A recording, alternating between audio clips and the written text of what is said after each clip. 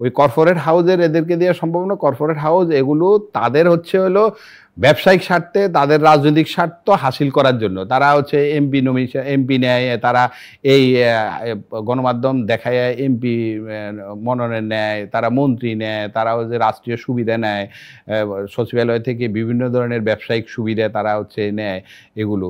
সেই ক্ষেত্রে হচ্ছে হলো গণমাধ্যমের এই বিষয়গুলো থাকলেই তার হচ্ছে হলো যে সত্যিকারের লক্ষ্য উদ্দেশ্য সেটা হয় না।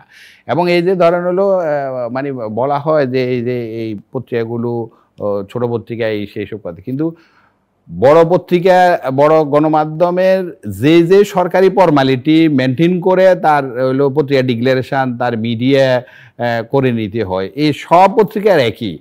কিন্তু ওখানে হচ্ছে যখন একটা পত্রিকা চলচ্চিত্র প্রকাশন অধিদপ্তর থেকে মিডিয়া তালিকাভুক্ত হয়, তখন ওখানে হচ্ছে সরকার বিজ্ঞাপন দিতে বাধ্য। কিন্তু আমাদের দেশে সরকারি অফিসগুলো বলে কি যে হচ্ছে হলো টপ 10 ছাড়া আমরা বিজ্ঞাপন দিব না।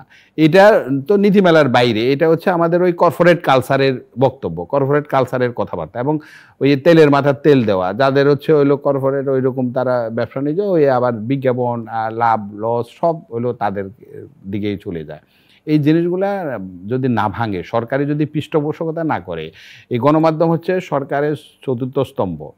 একটা ঘরের মধ্যে আপনি ৩টা খুঁটি হলো জন্য সরকারি পৃষ্ঠপোষকতা আছে। একটা খুঁটি হচ্ছে আপনি কোনো পৃষ্ঠপোষকতা করলেন, তাহলে এই খুঁটিটা না বাঁচলে, গণমাধ্যম যদি না বাঁচে, তাহলে মানে রাষ্ট্রীয় বা দেশের তো হলো স্বার্থ রক্ষাই হবে না। সেইটার দিকেই আমাদের সরকারের কোনো নজর নাই।